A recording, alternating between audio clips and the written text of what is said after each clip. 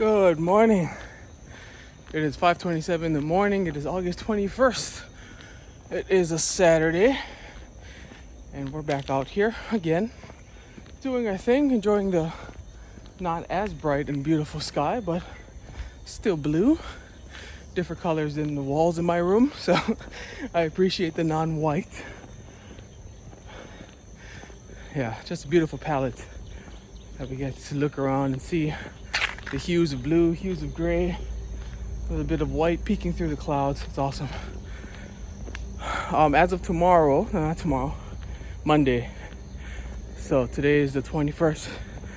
As of the 23rd, they've announced that they're gonna handcuff everything in the city, meaning nothing is open. No supermarkets, no convenience stores, no nothing. It's an absolute total citywide shutdown, and basically the order is stay where you are and don't leave.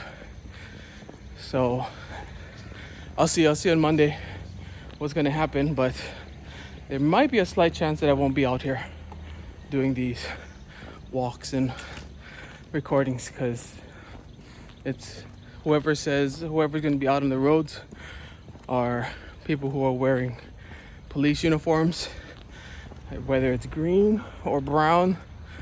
That's the order, and nobody else. Nobody for 7 days. We're proclaiming a fast. So the wife's got to go to the supermarket today and get some food, because nothing's going to be open for a whole week, maybe even 2 weeks. I'm not sure, but yeah, this is breaking news. Because I don't think this city has ever done this before. It's been orders to stay out, nobody out after 6, no gatherings over 2 people. But now, starting Monday, everything will be closed. Not a single thing open for business. All essential businesses closed. Obviously, besides maybe hospitals, but all government buildings, everything's gonna be closed. So that's pretty crazy. Meanwhile, my hair is pretty crazy as well too. Whatever. So man, what are we gonna do? Gonna make sure the wife gets some food today because we're running low for the week. Yeah. Yeah, it's gonna be interesting times. Not gonna fret about it too much. Not gonna be worried about it too much, because worrying is just not healthy. It's just not healthy. There's a time and place for it, but anything that's outside of my control, I just say whatever. I'm not gonna worry about it. And whatever I can do, I will do. But outside of that, things will just happen because they're gonna happen. Man, I don't like my hair being so messy. Yeah, so just trying to stick with good habits. Just thinking about the habit wheel, habit loop, right? So you've got your cue. So basically the thing that when your body senses it, whatever senses you use, sees, smells, tastes, it's a cue. Then you start to crave, which is the second step, which means your body's going to start creating an expectation for that thing, right? And then next step is you respond to it. So you do the action, and then the reason it's called a loop is because the last step is a reward. So you get rewarded for doing the action that you was set off by the cue. So your body at the end, your mind at the end says, okay, I like this reward, and so whenever this cue happens, this reward is I'm going to do that again because I got a reward whenever this cue happened. So cue, crave, response, and reward. And that's how it works. It's just a big loop like that. So for example, maybe, and it works for good habits and bad habits. I'll take a good habit, for example.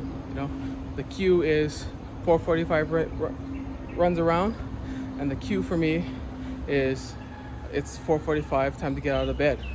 Now why? How do I respond? Well, I put my shoes next to my bed. I put my shoes on, put my clothes on, put my earbuds in. That's the craving. The craving starts, sorry, cue, and then the craving. So I start feeling like I want to get out to do my workout. So I respond to it, put on my things, grab my water, head out the door. And the reward at the end of the workout is, hey, I feel good. My body feels, it's got a little bit of sweat. I feel good. And so that's the reward. So my body has developed. Anytime the cue of the alarm clock going off at 4:45 is I get up to do the loop until I get the reward, which is I feel good. And then I'll start it all over again every day. a bad habit, right? So the cue is you're sitting in front of your computer and you're feeling bored, all right? So feelings of boredom. Now you open up YouTube, right? So you start feeling bored. Cue is you feel bored. The crave is like, I want to do something to fill up this boredom. The response is I'm going to open up YouTube and watch hours of videos on YouTube. And at the end is I don't feel bored anymore. So your body says, anytime I feel bored, I'm going to turn on YouTube and watch because I like the reward. And you can do that for anything. Alcohol, you can do it for reading, any good habits and bad habits. So cue, crave, response, reward. And that's a little bit of an addition to what Charles Duhigg, who probably is like the father of the habit loop, who wrote The Power of Habits. Charles Duhigg, back in the day, he had a 3-part response. But then in Atomic Habits by James Clear, he added a 4th one, which is, I believe, is the craving one. Because I think Charles Duhigg was cue, response, reward. But then James Clear came around as cue, crave, response, reward. Yeah. So anyway, try to stick with my habits. Keep the cues in check and always be aware of the cues. Because sometimes we may not know what the cues are. So that's the first step, is being aware of what our cues for our good habits and our bad habits are. But yeah, I'll let you know more tomorrow on the video, whether or not the citywide, how long the citywide shutdown is going to be starting on Monday. All right, we're going to head up now. And actually, we're going to do our push-ups in a little bit. Let's get our mask on. Say hello, goodbye to the camera. Jesse, you're amazing. You're great. You're awesome. Keep it up. And you're motivated, man. So don't let anything break you. And you got this.